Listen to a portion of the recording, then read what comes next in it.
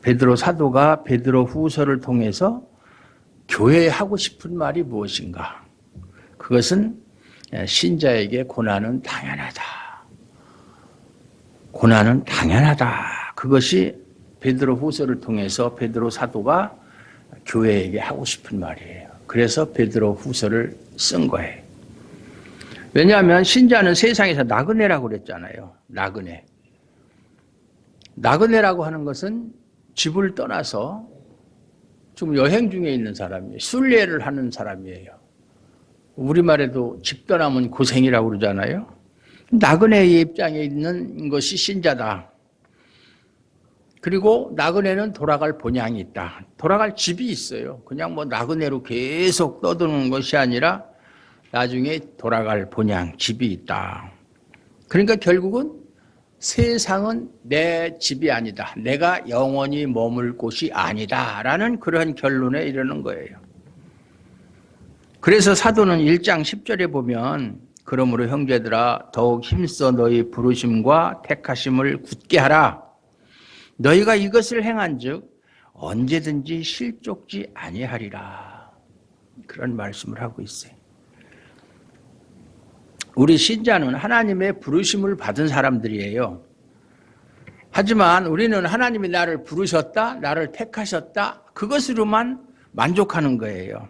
그것만 생각하지 말고 하나님이 나를 부르셨는데 어디에서, 어디에 있는 나를 부르셨는가?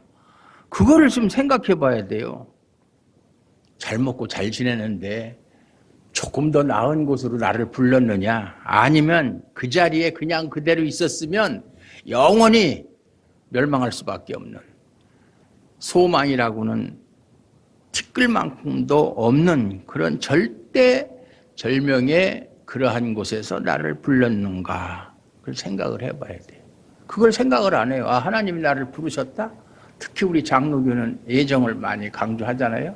하나님이 나를 만세전에 택하셨다? 그래서 내가 구원을 받았다. 끝. 이렇게 생각하면 안 된다. 그 말이에요. 우리를 어디서 불러냈습니까? 세상에서 불러낸 거예요. 세상에서.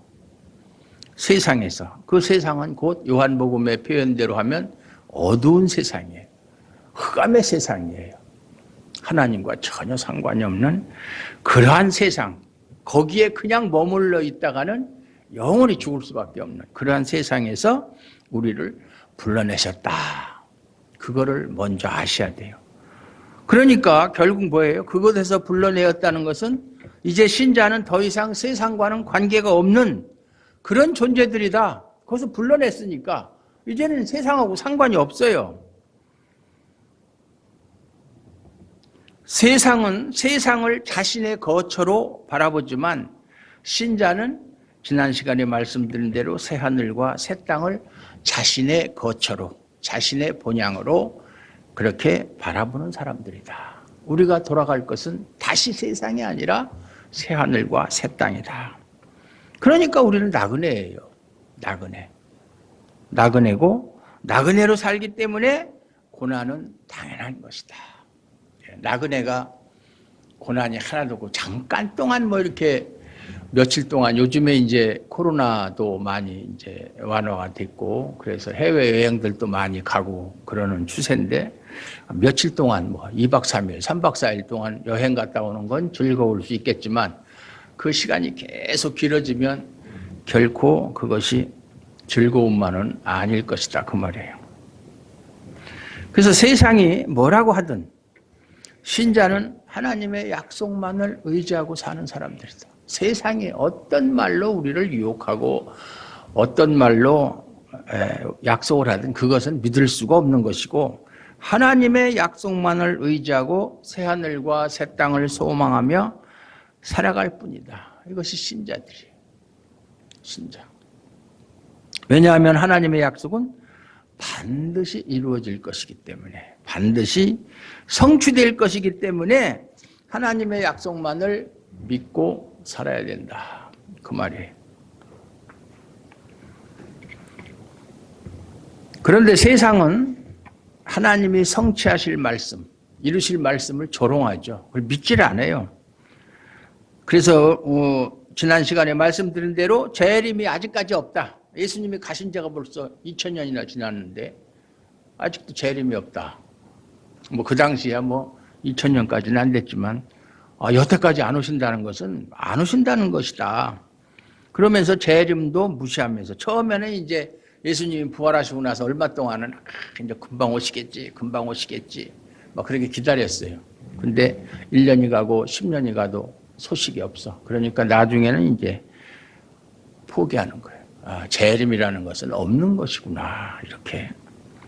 그래서 3장 5절에 보면 이는 하늘이 옛적부터 있는 것과 땅이 물에서 나와 물로 성립한 것도 하나님의 말씀으로 된 것을 저희가 일부러죠. 고의적으로 이런 뜻이 잊으려 함이로다 라고 말하는 것처럼 하나님이 노아 시대 때 이미 물로 심판을 하셨잖아요. 그런데 그렇다면 분명 하나님께서 다시는 이제 물로 세상을 심판하지 않을 것이다. 나중에는 이제 불로 심판을 하실 것이다. 그렇게 말씀을 하셨는데 과거에 노아 시대 때 물로 심판한 것을 알면서도 다가올 심판에 대해서는 그것을 부인한 채로 살아가는 것이 세상 사람들이고 또 믿지 않는 사람들이다. 그 말이에요. 하지만 사도는 뭐라고 얘기합니까? 재림이 연기되고 있는 것, 우리가 생각하는 것처럼 그렇게 재림이 빨리 오지 않는 것은 하나님이 택한 백성들 모두 회개하고 멸망의 자리에 이르지 않게 하려고 참고 계시기 때문이다. 안 오시는 게 아니라 참고 계신 것이다. 오래 참고 계신다. 하나님이 택한 백성들이 단 한 사람도 빠지지 않고 다 구원받을 때까지 그들이 회개하고 구원의 자리에 올 때까지 기다리고 계시는 것이다. 그래서 지금 안 오시는 것이지 정말로 언제까지 안 오시는 것은 아니다. 그 얘기하고 있는 거예요. 그러므로 이러한 하나님의 뜻을 아는 신자라면 날마다 새 하늘과 새 땅을 소망하면서 주님을 기다리며 살아가는 것이 옳은 것이다. 그 말이에요. 여러분은 예수님의 오심을 얼마만큼 기다리고 있습니까?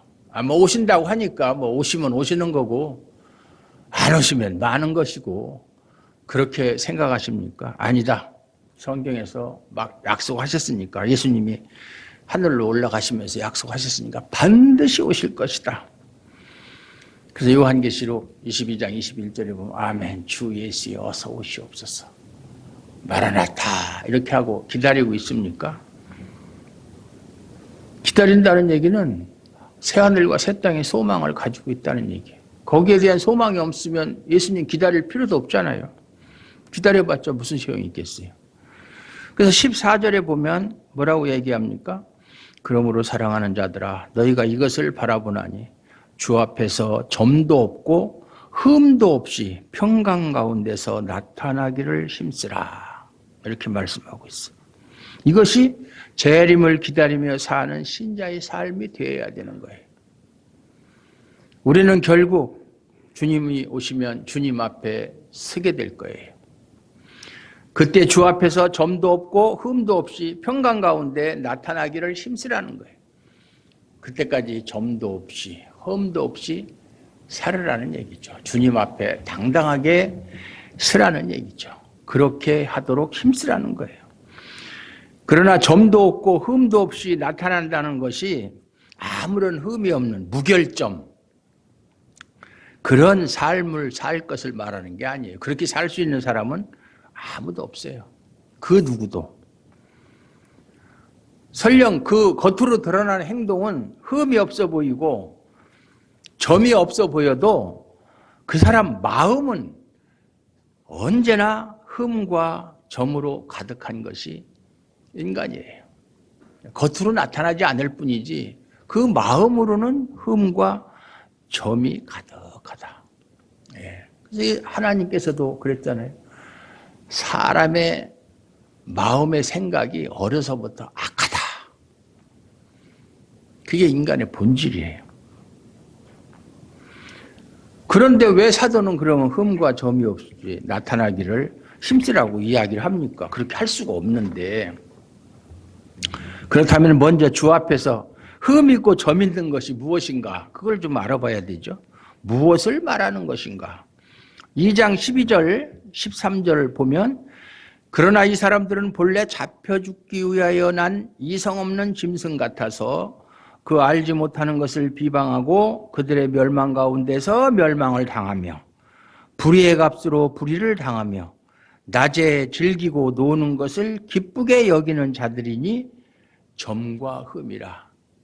그렇게 말씀하고 있어요.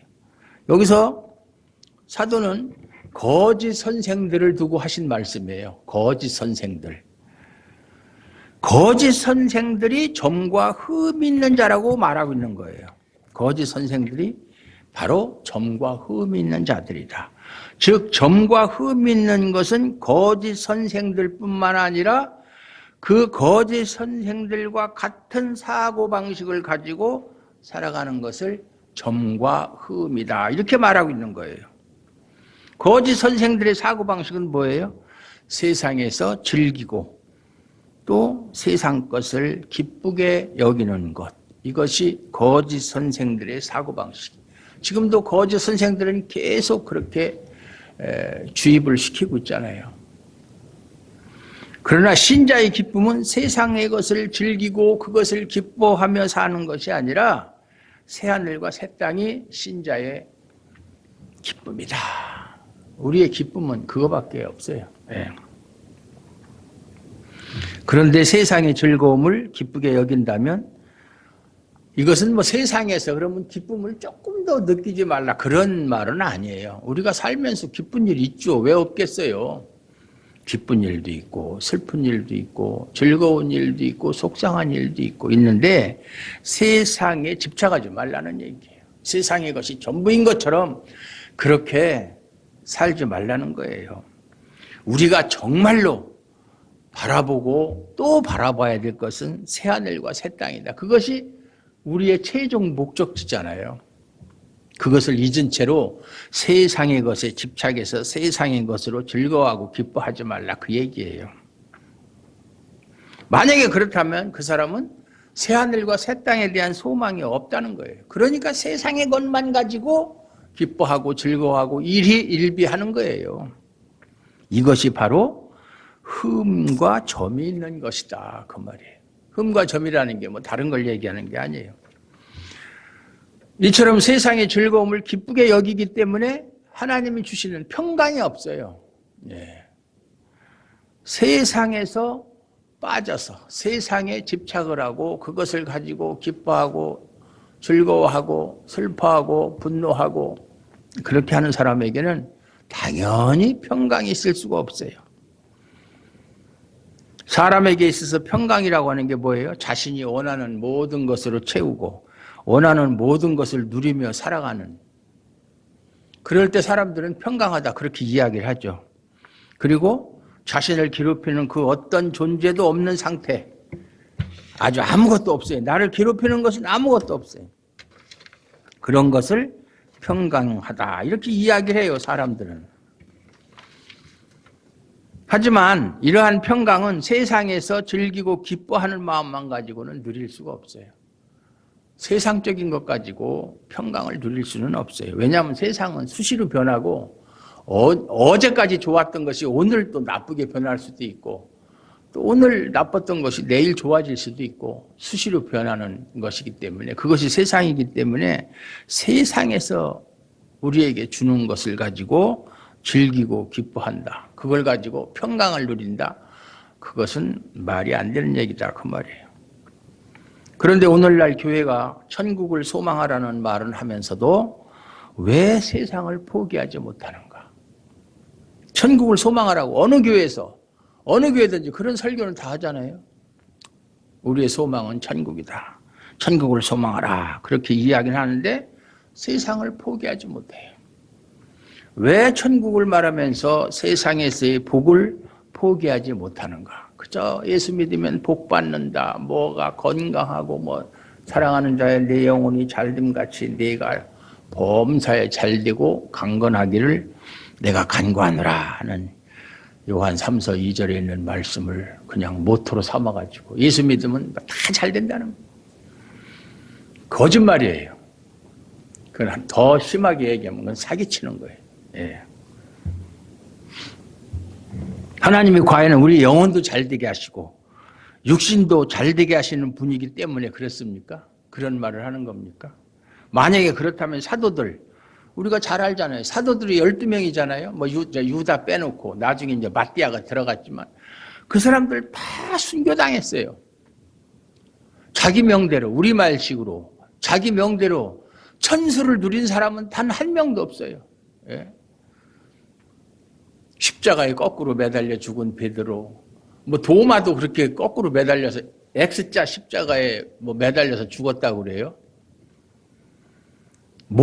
칼로 목을 베어서 죽은 그런 사람 제자도 있고, 또 높은 성벽 위에서 그냥 밀어가지고 떨어뜨렸는데 죽질 않았어. 죽질 않으니까 참 안 죽었으면 그만인데 겨우 그냥 살아난 사람을 돌로 쳐서 죽이기도 하고, 뭐 이렇게 다 죽었어요. 순교를 했어요. 그럼 그 사람들은 영혼은 구원받았지만 그 육신은 그럼 구원받지 못한 것이냐? 우리가 잘못 알고 있는 것이 뭐냐면 영혼이 귀하고 육신은 그냥 어차피 죽어서 썩을 거니까 그렇게 소중한 것이 아니다, 이렇게 생각하는 것은 아주 잘못된 사고방식이에요. 영혼도 귀하고 육신도 귀하고, 우리가 구원을 받는 것은 영혼만 구원받는 것이 아니라 육신도 함께 구원받는 거예요. 믿습니까? 요한계시록 3장 15절을 보면 내가 네 행위를 아노니 네가 차지도 아니하고 뜨겁지도 아니하도다. 네가 차든지 뜨겁든지 하기를 원하노라. 이런 말씀을 하고 있어요. 이 말씀처럼 신앙은 천국을 바라보든지 세상을 바라보든지 둘 중에 하나예요. 천국과 세상을 동시에, 천국도 소망하고 천국도 사랑하고 세상도 사랑하고 이렇게 살 수는 없어요.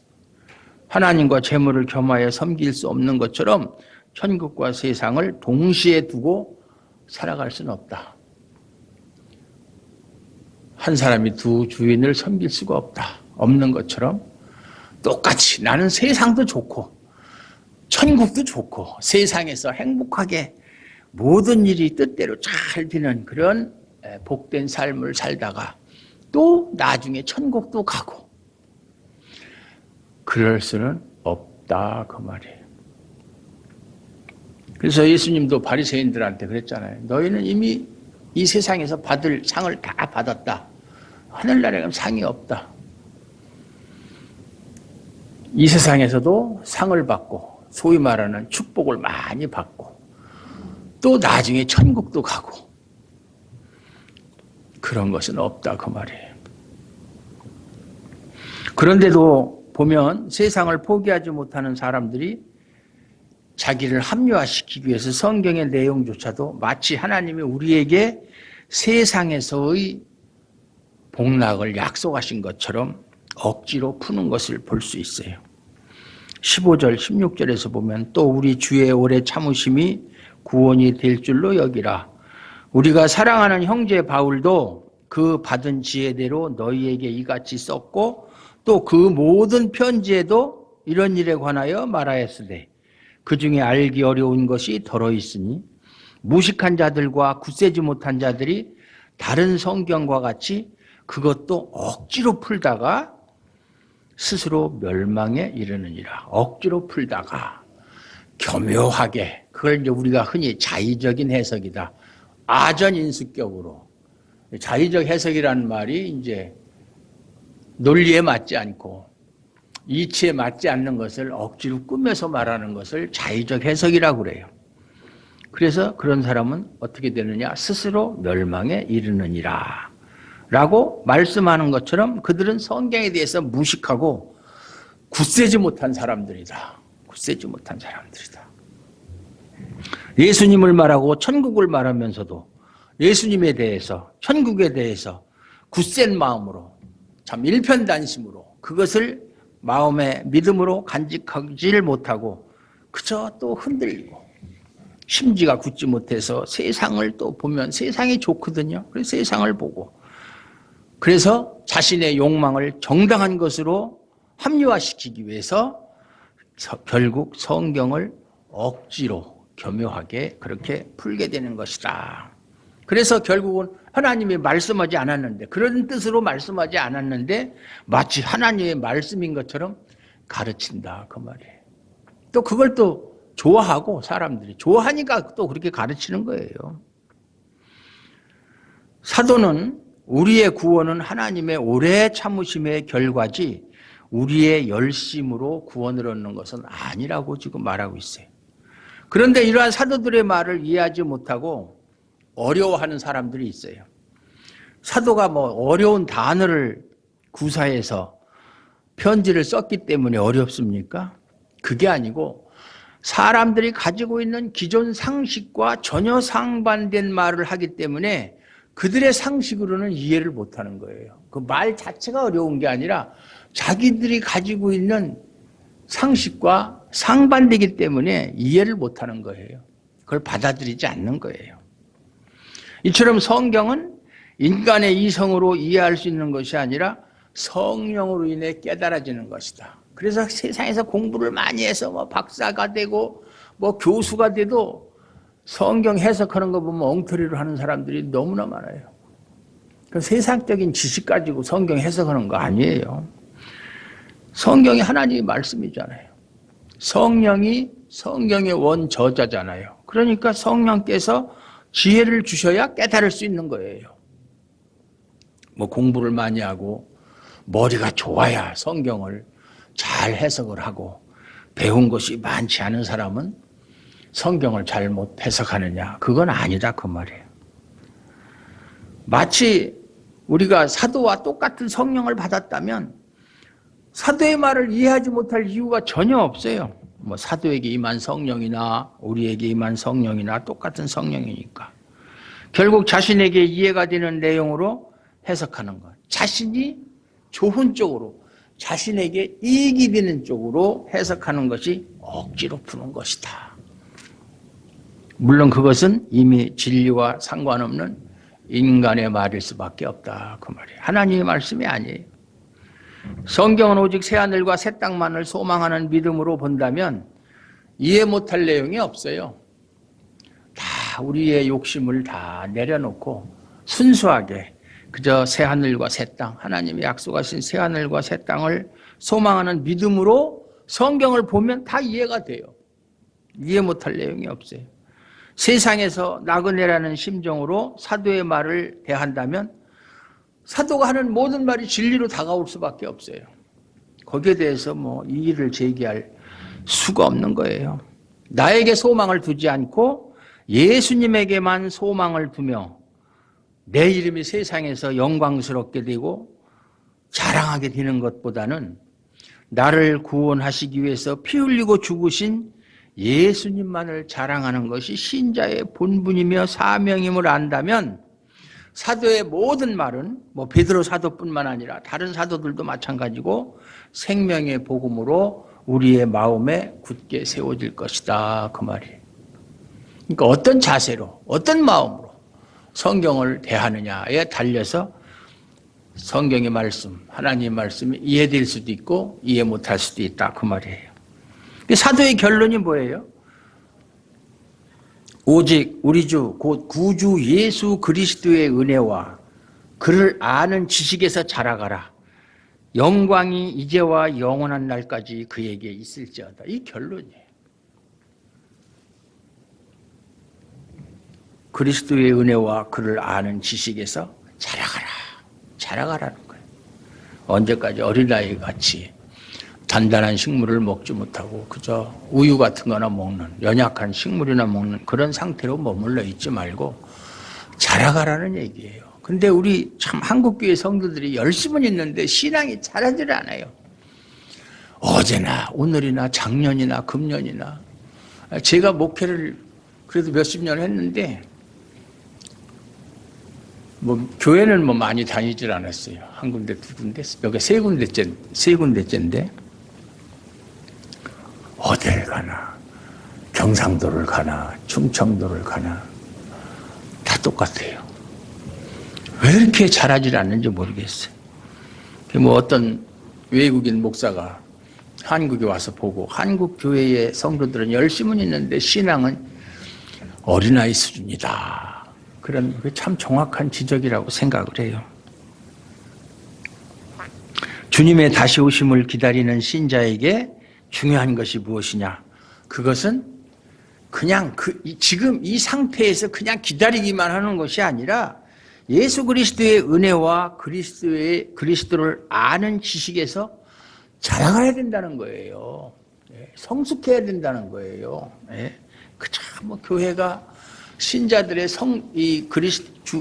예수 그리스도의 은혜와 그리스도를 아는 지식에서 자라가는 것, 그거에는 관심이 없고 사람 숫자만 늘려가지고 소위 말해서 부흥이다, 성장이다, 거기에만 초점을 맞추는데 그거 참 잘못된 거예요.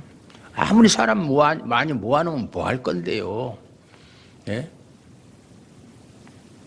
그리고 목사 입장에서도 저도 옛날에 옥하는 목사님처럼 얘기를 했지만 사람 많이 오는 거 좋아하잖아요. 사람이 많아지면요, 영혼에 대한 관심이 멀어지게 되어 있어요. 지금은 우리가 얼마 안 되니까 한 사람 한 사람의 영혼이 상당히 귀하고 어린아이까지 다 관심을 가지고 일거수일투족을 다 참 관심의 눈으로 바라볼 수 있고 그를 위해서 기도도 하고 다 그러지만은 여기 1000명, 2000명 모이면 누가 누군지도 몰라요. 이름도 모르고. 그런데 무슨 관심이 있겠어요. 이미 벌써 그때부터는 교회의 기능이 상실된 거예요. 그건 교회라고 하는 거 아니에요. 자라간다는 게 뭐냐? 자라간다는 것은 그저 많이 알아가는, 즉 머리에 지식이 쌓여간다는 뜻이 아니에요. 성경 66권의 내용을 다 알고 다 외워도 소용이 없어요. 삶의 방향이, 그 사람의 삶의 방향이 항상 예수님의 은혜를 알고 예수님이 누구신가를 알아가는 것으로 되어야 한다, 그 말이에요. 예수님을 알아가야 돼. 예수님이 누구신가? 예수님 왜 땅에 오셨는가? 예수님이 하신 일이 무엇인가? 그 예수님의 하신 일과 나하고는 무슨 상관이 있는가? 그러면 나는 그 예수님의 그 사랑과 그 자비하심과 은혜에 대해서 어떻게 반응하며 살아야 되는가? 이걸 깨닫는 것이 자라가는 거예요. 내용을 다 알고 있고 다 외우고 쓰고 한다고 해서 자라가는 게 아니에요. 삶의 목표. 나는 왜 사는가? 삶의 목표. 무엇을 위해서 사는가? 그것을 세상에서 원하는 것을 얻는 것에 두지 말아야 된다. 세상에서 출세하고 그래서 남에게 자랑하고 내 이름이 높여지고 많은 사람들이 나를 존경하고 그것이 삶의 목표가 돼서는 안 되는 거예요. 그건 잠깐이에요. 그건 영원할 수가 없어요. 그것이 아니라 예수 그리스도를 아는 것에 두어야 한다. 이것이 우리 삶의 목표가 돼야 된다, 그 말이에요. 이것이 바로 점과 흠이 없는 경건한 삶이에요. 이것이 경건한 삶이에요. 경건한 삶이라는 게 말하는 거, 행동하는 것이 무슨 천사처럼 그렇게 행동하고 말하는 것을 말하는 게 아니에요. 그래서 말하는 것도 그냥 거룩하게 그런 게 아니에요. 그건 가식이에요. 위선이에요. 바리새인들처럼. 우리의 삶의 목표가, 신앙은 방향이에요. 방향. 세상을 향하던 내 삶의 목표와 관심이 예수님께로 향하는 것. 그게 신앙이고 그게 믿음이에요. 그게 신자의 목표가 돼야 되는 거예요. 사도 바울이 빌립보서에서 고백한 것처럼 뒤에 있는 일은 잊어버리고 오직 앞에 있는 표대를 향해서 하나님이 부르신 그 부름의 상을 위해서 달려가는, 그게 신자예요. 우리 그러한 신자가 하나님의 은혜로 다 될 줄로 믿습니다. 아니, 이미 된 줄로 믿습니다. 그렇게 살 수 있기를 주님의 이름으로 축원합니다. 하나님 아버지 감사합니다. 오늘도 하나님께서 주신 은혜의 말씀을 통해서 우리가 어떠한 사람이며 또 어떻게 살아야 하는지, 천국과 새하늘과 새 땅을 바라보면서 천국을 소망하면서 살아가는 자는 어떻게 살아가야 하는지를 말씀을 통해서 배웠습니다. 이 말씀이 다른 사람의 말씀이 아니라 하나님의 말씀인 줄로 믿습니다. 우리에게 원하시는 말씀인 줄로 믿습니다. 이 말씀에 순종하며 살기를 원합니다. 하나님 도와주시옵소서. 하나님 지혜를 주시옵소서. 예수님을 더 알아갈 수 있도록 성령님을 통해서 지혜를 주실 줄로 믿습니다. 예수님의 이름으로 감사드리옵고 기도하옵나이다. 아멘. 지금은 우리 주 예수 그리스도의 은혜와 하나님의 사랑과 성령의 교통하시는 역사가 항상 천국을 소망하며 예수 그리스도를 아는 지식에서 자라가기를 원하는 사랑하는 성도들 머리 위에와 그들의 가정과 자녀와 사업과 일터 위에 지금으로부터 영원토록 함께 계실지어다. 아멘.